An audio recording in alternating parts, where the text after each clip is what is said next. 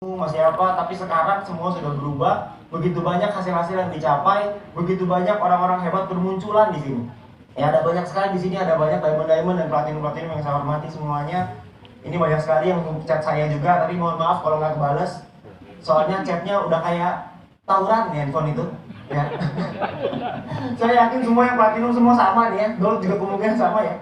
Handphone kita udah kayak tawuran kan setiap hari. Ramai sekali di sana. Ya, di dunia nyata terlihat sepi, tapi di dunia virtual, itu ramai banget gitu.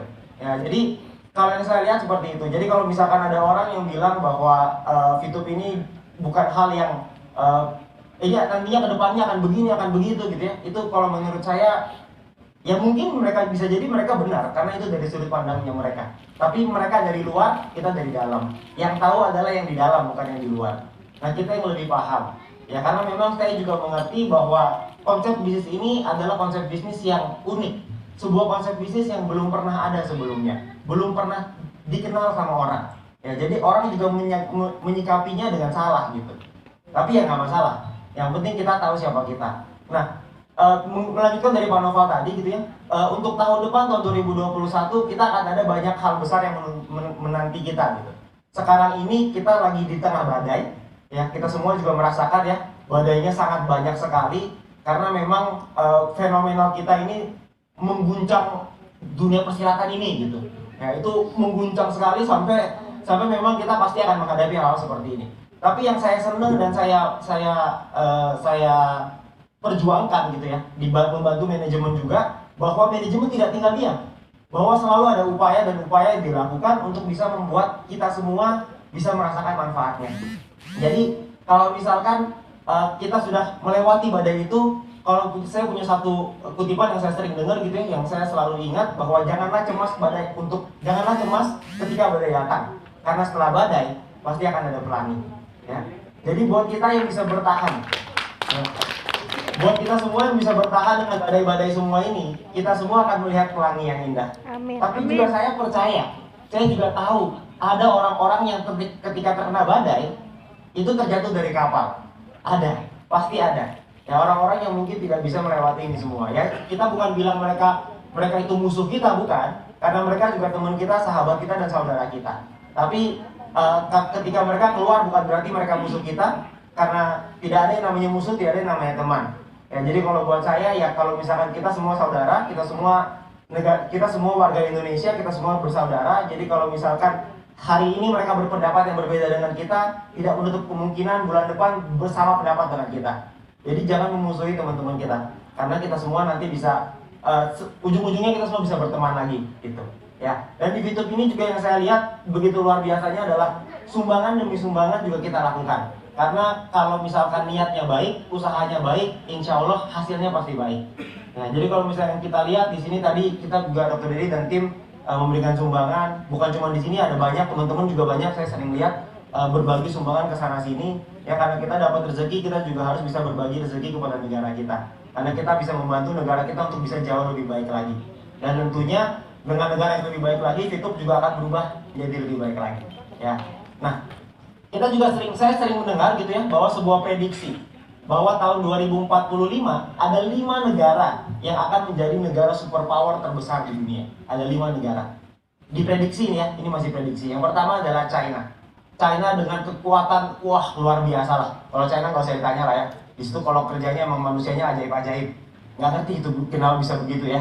Yang pertama itu China. Yang kedua adalah India. India juga diprediksi akan jadi kekuatan ekonomi terbesar di dunia. Yang ketiga adalah Amerika Serikat. Yang keempat adalah Brazil. Yang kelima adalah Brazil. Anda tahu nggak keempat negara siapa? Indonesia. Diprediksi seperti itu. Orang-orang di luar, pakar-pakar mengatakan bahwa tahun 2045 Indonesia digadang-gadang akan jadi superpower di dunia. Pertanyaannya sekarang. Kenapa ada, Pak? Ada 2045.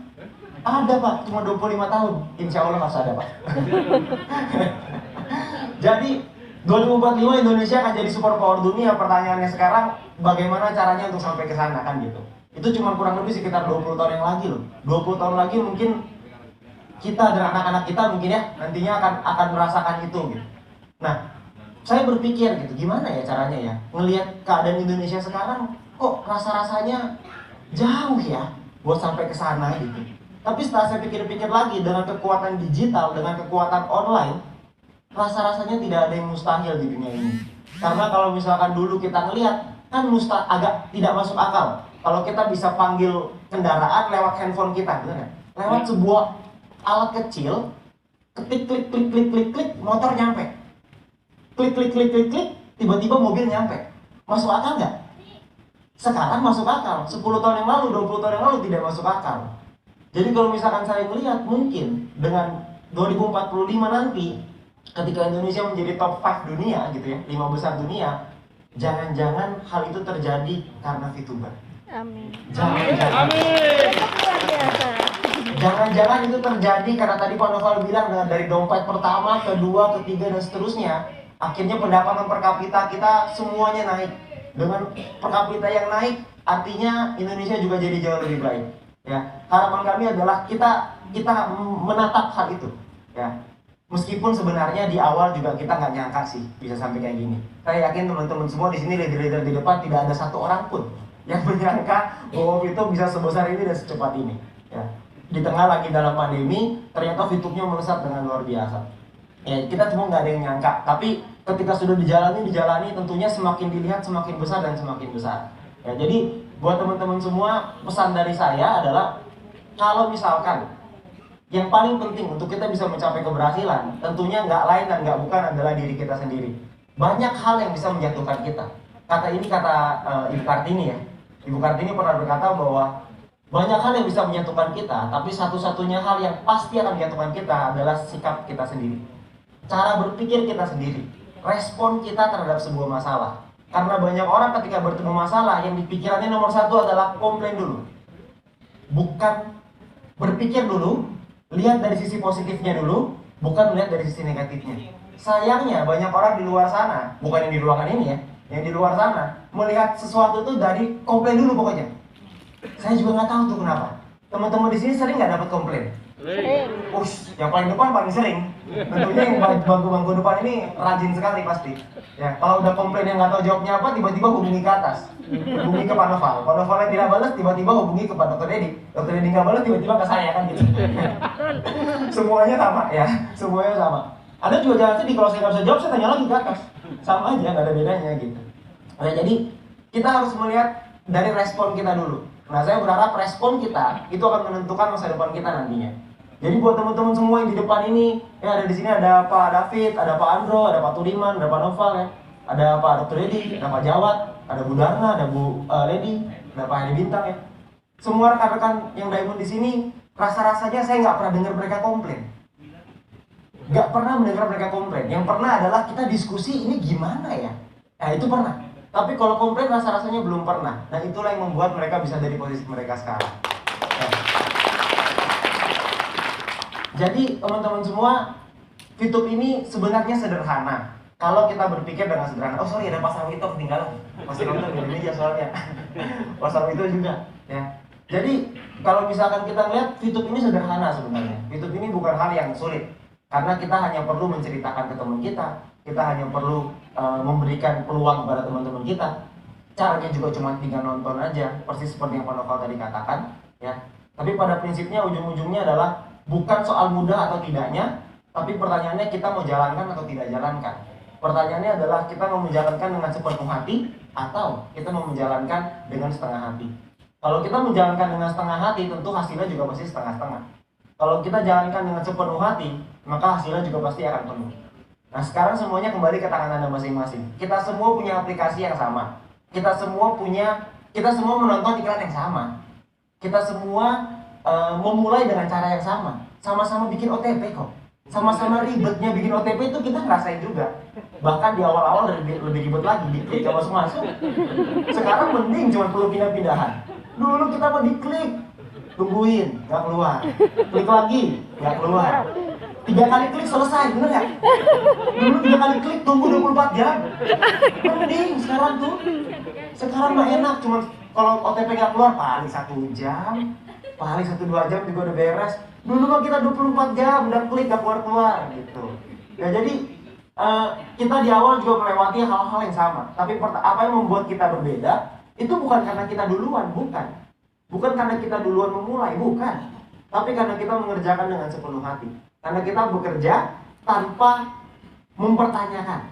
Kita semua mencari informasi tapi tidak mempertanyakan.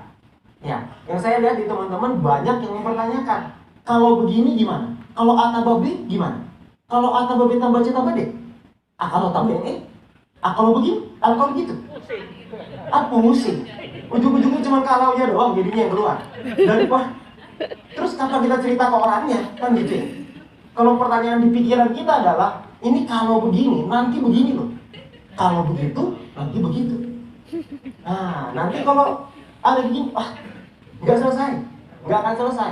Saya sama Pak Novel waktu di awal memulai, kita pelajari mungkin ada kali ya 1-2 minggu. Setelah 1-2 minggu, enggak lah, mungkin lebih kayaknya, lebih lah, 1 bulanan mungkin kira-kira ya kita pelajari.